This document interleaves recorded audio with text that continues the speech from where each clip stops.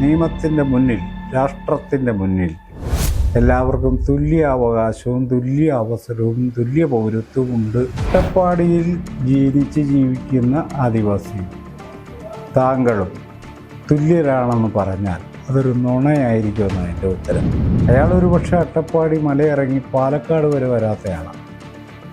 നിങ്ങളൊരു പക്ഷേ ലോകം മുഴുവൻ സഞ്ചരിച്ചയാളായി. സാമൂഹികമായി പിന്നോക്കമാണെന്ന് സ്റ്റേറ്റിന് ബോധ്യപ്പെട്ടാൽ വോട്ടിന് വേണ്ടിയുള്ള ഒരു മാർഗമായിട്ട് മാത്രം ഈ ഒരു ചേർത്ത് പിടിക്കലിനെ മാറ്റി കാണുന്നത്. പൊളിറ്റിക്കൽ കാറ്റഗറിയായി പരിഗണിച്ചാൽ ഈക്വൽ റൈറ്റിലേക്ക് അതിന് പോകാൻ പറ്റും.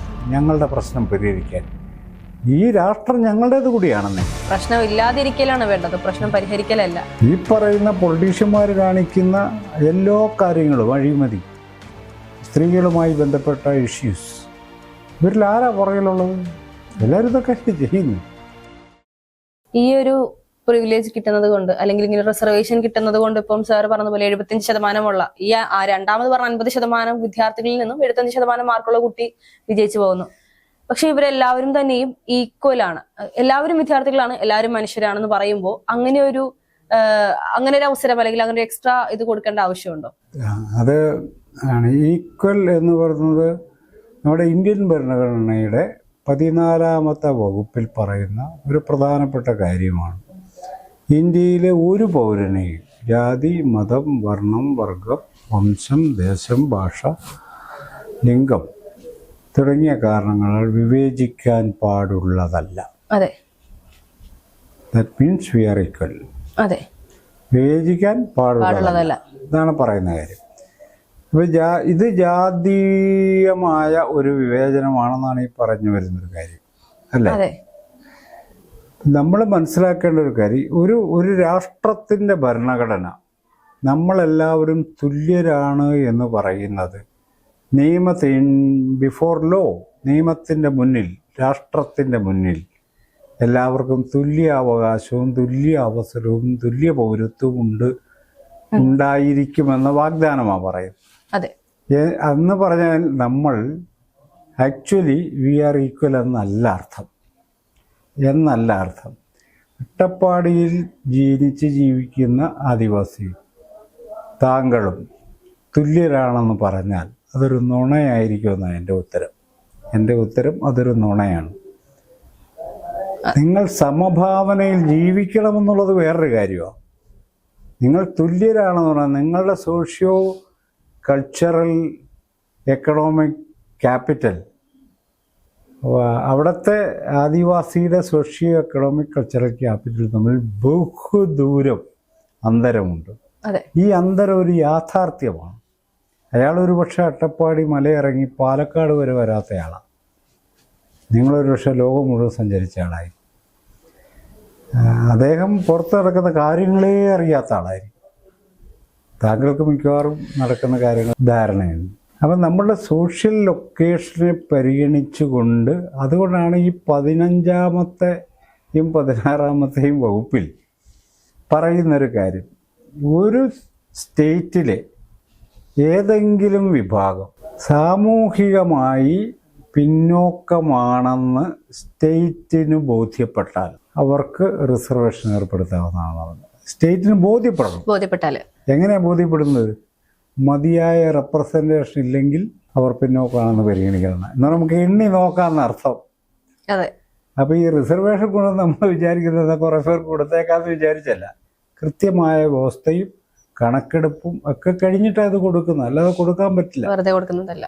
ഇപ്പം മാനിപ്പുലേഷനൊക്കെ നടക്കുന്നുണ്ടാവും. പക്ഷെ ഇന്ത്യൻ ഭരണഘടനയ്ക്കകത്ത് വളരെ വ്യക്തമായി കാര്യങ്ങൾ എന്താ ഉദ്ദേശിക്കുന്നത്, ഇതെങ്ങനെയാണ് കൊടുക്കേണ്ടത്, ആർക്കാണ് കൊടുക്കേണ്ടത് എന്ന കാര്യത്തിൽ. ഇപ്പോൾ നമ്മുടെ സർക്കാരിനെ, സംസ്ഥാന സർക്കാരിന് ഭരണപക്ഷമായാലും പ്രതിപക്ഷമായാലും ഇപ്പോൾ ഉയർന്നു വരുന്ന BJP ആണെങ്കിൽ പോലും ഈ പറയുന്ന SC ST അല്ലെങ്കിൽ പിന്നോക്ക വിഭാഗം എന്ന് പറയപ്പെടുന്ന അല്ലെങ്കിൽ പിന്നോക്ക വിഭാഗത്തിലുള്ള ആളുകൾ, മാറ്റി നിർത്തപ്പെട്ടവർ എന്ന് പറയപ്പെടുന്ന പിന്നോക്ക വിഭാഗത്തിലുള്ള ആളുകൾ, അവരെ ചേർത്ത് നിർത്തുന്നു എന്നുള്ള രീതിയിലുള്ള പല പ്രവർത്തനങ്ങളും വരുന്നുണ്ട്.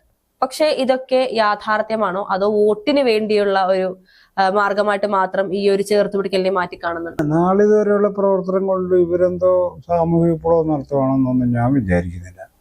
അങ്ങനൊരു പദ്ധതി അവർക്കില്ല. അങ്ങനെ തെറ്റിദ്ധാരണ ആർക്കും ഉണ്ടെന്ന് ഞാൻ വിചാരിക്കുന്നില്ല. അവർ മാറി വന്ന സാഹചര്യത്തിൽ ഈ വിഭാഗത്തെ ക്യാപ്ചർ ചെയ്യുന്നതിൻ്റെ ഭാഗമായി അവരുടെ പ്രശ്നങ്ങൾ ഇങ്ങനെ ഉന്നയിക്കപ്പെടുന്നു എന്നത് മാത്രമാണ് കേരളത്തിൽ നടക്കുന്ന ഒരു കാര്യം. കേരളത്തിൻ്റെ പൊളിറ്റിക്സിൻ്റെ ഒരു പ്രത്യേകത, കേരളത്തിലെ പ്രബലവും സംഘടിതവുമായ സമുദായങ്ങളുടെ താല്പര്യമാണ് രാഷ്ട്രീയമായി സംഘർഷപ്പെടുന്നത്.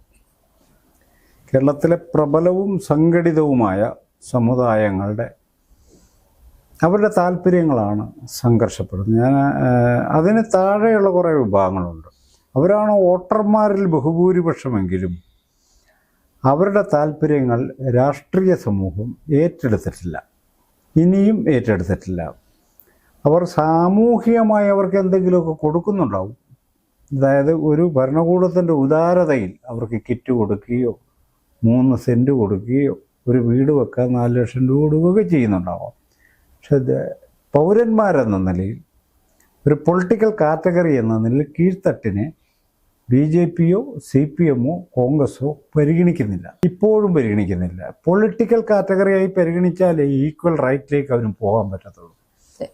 അപ്പോൾ ഇവരെ പൊളിറ്റിക്കൽ കാറ്റഗറി ഇവർ ഈ ഭരണകൂടത്തിൻ്റെ ഔദാര്യം പറ്റുന്ന പ്രജാപദവിയിലാണ് ജീവിക്കുന്നത്. ആദിവാസികൾ, ദളിതർ, മത്സ്യത്തൊഴിലാളികൾ, അങ്ങനെയുള്ള വിഭാഗങ്ങളൊക്കെ പ്രജാപദവിയെ അനുവദിക്കത്തുള്ളൂ. അതിനപ്പുറത്തേക്ക് പൗരത്വത്തിലേക്ക് അവരെ പ്രവേശിപ്പിക്കാതെ ആണിപ്പോൾ നമ്മളിപ്പോൾ ഈ നേതാക്കളുടെ എന്ന് പറയും ദളിതർക്ക് ചില പ്രശ്നങ്ങളുണ്ടല്ലോ എന്ന് പറഞ്ഞാൽ, എന്താ നിങ്ങളുടെ പ്രശ്നം, ഞങ്ങൾ പരിഹരിച്ചു തരാതാണ്. എന്താ നിങ്ങളുടെ പ്രശ്നം, ഞങ്ങൾ പരിഹരിച്ചു തരാം. എൻ്റെ ചോദ്യം, ഇവൻ ആരാണ് ഞങ്ങളുടെ പ്രശ്നം പരിഹരിക്കാൻ? ഈ രാഷ്ട്രം ഞങ്ങളുടേത് കൂടിയാണെന്നേ, അവൻ്റെ അല്ല. പ്രശ്നം ഇല്ലാതിരിക്കലാണ് വേണ്ടത്, പ്രശ്നം പരിഹരിക്കലല്ല.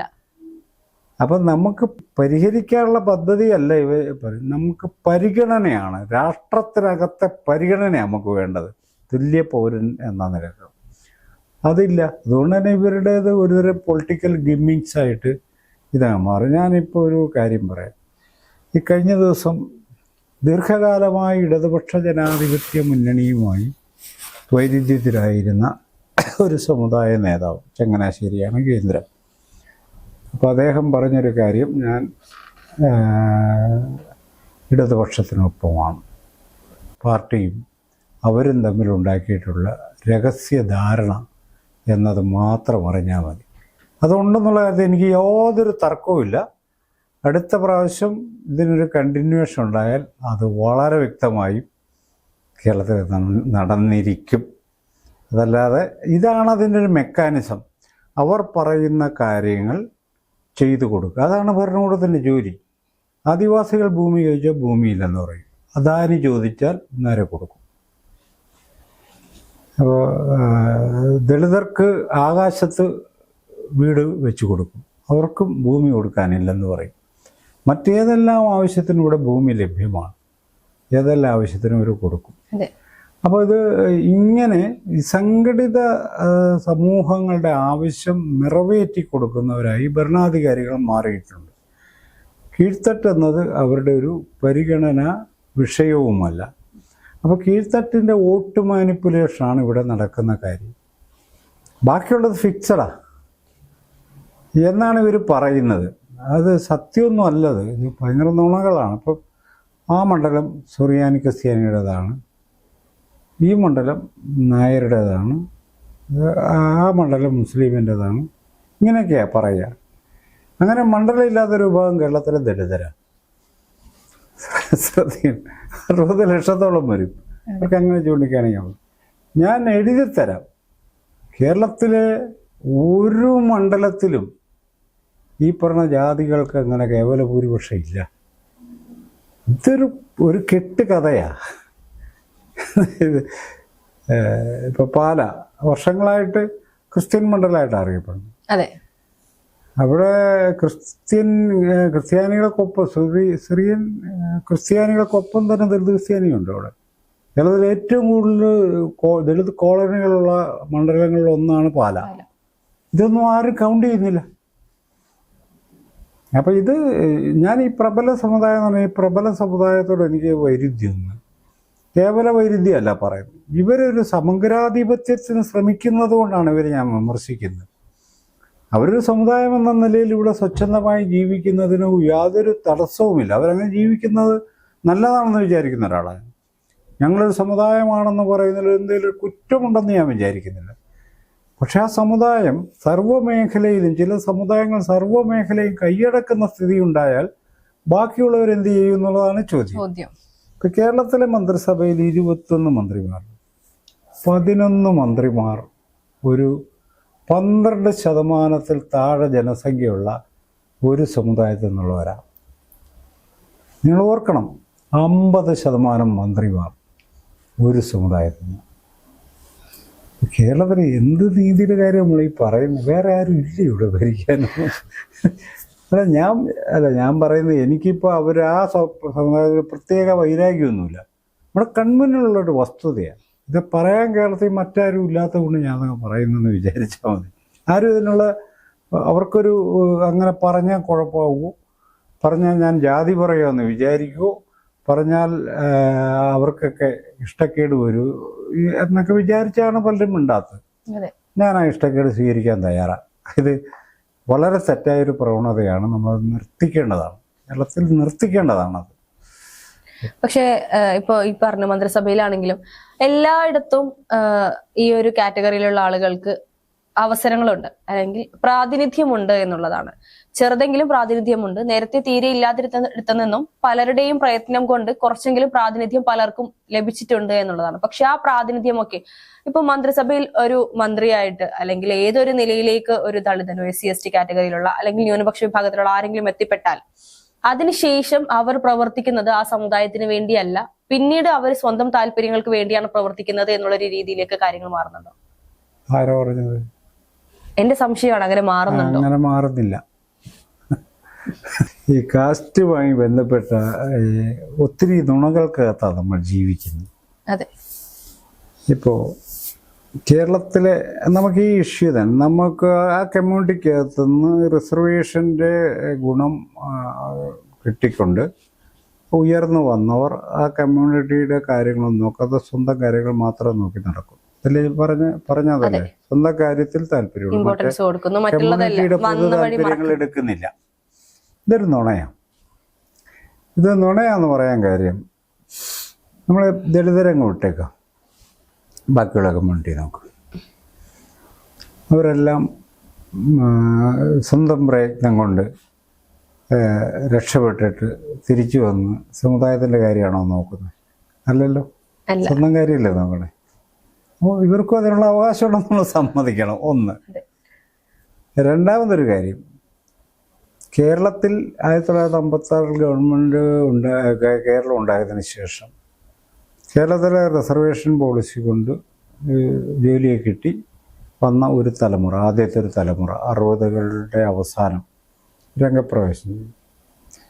ആ തലമുറയാണ് കേരളത്തിലെ ഒരു ജനവിഭാഗം എന്ന നിലക്ക് ദളിതർക്ക് സവിശേഷ അവകാശങ്ങളുള്ളവരാണ് എന്ന വാക്യം ആദ്യമായി മുന്നോട്ട് വെക്കുന്നത്.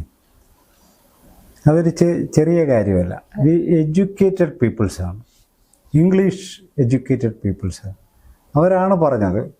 ഡോക്ടർ BR അംബേദ്കറെ കുറിച്ച് കേരളത്തിലെ ചരിത്രത്തിൽ ആദ്യമായി സംസാരിച്ചത് ഈ എഡ്യൂക്കേറ്റഡ് യങ് ആണ്. 3, 1941 മരിച്ച ആളാണ് അയ്യൻകാളി, മഹാത്മാ അയ്യൻകാളി. അദ്ദേഹത്തിൻ്റെ പ്രവർത്തനങ്ങൾ അതിവിപുലമായി ഈ വിഭാഗത്തിൻ്റെ താല്പര്യങ്ങളെ സംരക്ഷിച്ചത്. അദ്ദേഹത്തിന് ഒരു ജീവചരിത്രം ഉണ്ടാകുന്നത് 1979 അത് എഴുതിയത് THP ചെന്താരശ്ശേരി എന്ന് പറയുന്ന ദളിതനാണ്. ഹീസ് ആൻ എഡ്യൂക്കേറ്റഡ് മാൻ. ഇവിടെ വലിയ ബുദ്ധികളൊക്കെ ഉണ്ട്, ഇവരൊക്കെ തന്നെ എഴുതായിരുന്നു. അപ്പം എഴുത്ത് അങ്ങനെ വെറുതെ അങ്ങ് വരുന്നതല്ല. കേരളത്തിൽ നടന്ന 100 കണക്കിന് സമരങ്ങൾ, ഈ സമുദായ പ്രവർത്തനങ്ങൾ, ഇതിന് പണം മുടക്കിയതാരാ?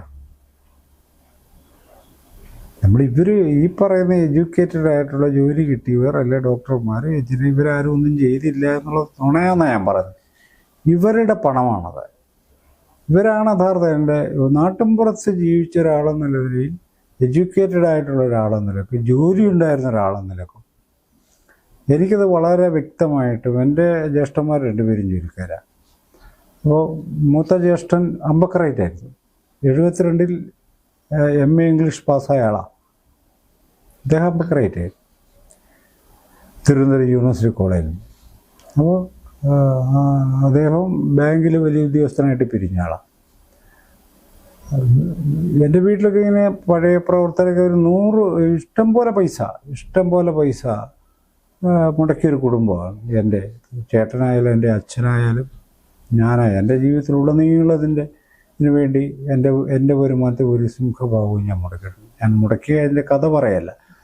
അപ്പോൾ ഇവരാരും നോക്കുന്നില്ല എന്ന് പറയുമ്പം കുറച്ച് പേരുണ്ടാവാം നോക്കാത്ത. അതെല്ലാ കമ്മ്യൂണിറ്റിയും ഉണ്ടെന്നാണ് ഞാൻ പറഞ്ഞത്. ഞാൻ പറയുന്നൊരു കാര്യം ഇതാണ്, അപ്പോൾ ഈ വിഭാഗത്തിൻ്റെ സോഷ്യൽ മൊബിലിറ്റിക്ക് കാരണക്കാരായ ഒരു വിഭാഗം ഈ സംവരണത്തിലൂടെ വന്നൊരു വിഭാഗമാണ്.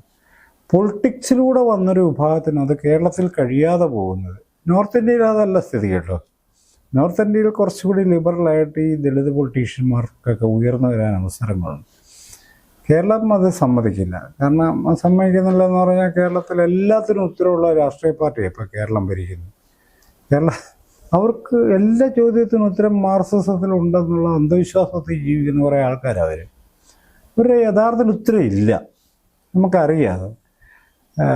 രണ്ടാമത് കേരളത്തിലെ പാവപ്പെട്ടവരുടെയും തൊഴിലാളികളുടെയും കോൺട്രാക്ടേഴ്സ് അവരാണ്. വേറെ ആരും അവരെ കുറിച്ച് സംസാരിക്കാൻ പാടില്ല എന്നുള്ള ഒരു സർവാധിപത്യ മനോഭാവമുള്ളവരാണ്. ഇതൊക്കെ കൊണ്ട് അതിനകത്ത് ഇത്തരം വിഭാഗത്തിൽ നിന്ന് ആരെങ്കിലും തല ഉയർത്തിയാൽ ആദ്യം അവനെ അവസാനിപ്പിക്കുക എന്നുള്ളതാണ് അവരുടെ പൊളിറ്റിക്സ്. അതാണ്. അപ്പം അങ്ങനെ അവനങ്ങ് സ്വതന്ത്ര പദവിയുടെ ആവശ്യമില്ല. അവൻ ഈ പാർട്ടി ചേർന്നാൽ മതി. ഈ പാർട്ടി അത് അവനുള്ളതാണല്ലോ എന്നാ. ഇതാ അതിൻ്റെ ലോജിക്. അപ്പോൾ അതുകൊണ്ട് കേരളത്തിൽ നിന്ന് അങ്ങനെ തലയെടുപ്പുള്ളൊരു ദേശീയ നേതാവ് ഈ വിഭാഗത്തിൽ നിന്ന് ഉണ്ടാകാത്തതിൻ്റെ പ്രധാനപ്പെട്ട കാരണം ഈ മനോഭാവമാണ്. അവർക്ക് തലയുയർത്തിക്കാൻ പറ്റത്തില്ല. ഞാനിങ്ങനെ ഇടതുപക്ഷത്തെയൊക്കെ വിമർശിക്കുന്നത് കൊണ്ട് ഞാൻ കോൺഗ്രസിന്റെ പിണിയാളാണെന്നാണ് വലിയ പ്രചാരണമുള്ളത്. അപ്പൊ ഞാൻ കോൺഗ്രസിന്റെ ആളൊന്നുമല്ല, അത് കോൺഗ്രസ്സുകാർക്കറിയാം. ഞാൻ പറഞ്ഞത് അങ്ങനെ പറഞ്ഞ് നമ്മൾ ഇപ്പൊ കോൺഗ്രസ് ആണെന്ന് പറഞ്ഞാൽ ഡീമോറലൈസ് ചെയ്യാൻ കഴിയുന്ന ഞാനങ്ങനെ വിചാരിക്കുന്നില്ല. കേരളത്തിൽ CPM ആകുന്നതും കോൺഗ്രസ് ആകുന്നതും തമ്മിൽ എന്തെങ്കിലും എത്തിക്കൽ ഡിഫറൻസ് ഉണ്ടെന്ന് ഞാൻ വിചാരിക്കുന്നേയില്ല. ധാർമ്മികമായി എന്തെങ്കിലും മെച്ചപ്പെട്ട ഒരു പാർട്ടിയാണ് CPM എന്ന് ഞാൻ വിചാരിക്കുന്നില്ല. കോൺഗ്രസിനേക്കാൾ മെച്ചപ്പെട്ടതാണ് എന്ന് ഞാൻ വിചാരിക്കുന്നു. CPIയേക്കാൾ മെച്ചപ്പെട്ടത് ഞാൻ അങ്ങനെ വിചാരിക്കുന്നില്ല. കേരള കോൺഗ്രസ് പോലെയുള്ള ഒരു പാർട്ടി എന്ന് ഞാൻ അവരെ കരുതുന്നുള്ളൂ. അതായത് പേരിന് മാത്രമേ വ്യത്യാസമുള്ളൂ, അല്ലാതെ അവര് തമ്മിലുള്ള ധാർമ്മികതയാണല്ലോ പ്രധാനം. ഒരു പാർട്ടി സ്വയം കൊണ്ടു നടക്കുന്ന ധാർമ്മികത. ആ ധാർമ്മികതയിൽ കോൺഗ്രസ് തന്നെ വ്യത്യാസം ഉണ്ടെന്നായി പറയുന്നു.